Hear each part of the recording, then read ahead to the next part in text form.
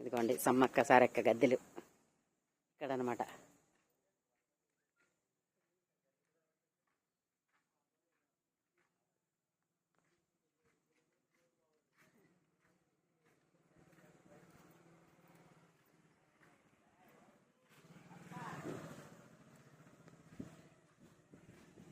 చిన్న పల్లెటూరు అండి ఇది.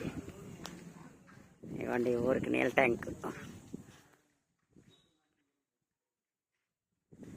5 సంవత్సరాలు పోరాడితే వచ్చిందంట గుడి కట్టమని.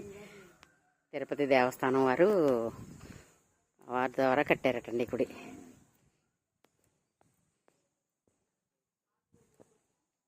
కోరిన కోరికలు నెరవేరుతాయి అని నమ్మకం అన్నమాట అందరికీ. ఇంకా బాగా డెవలప్ చేస్తారండి త్వరలో.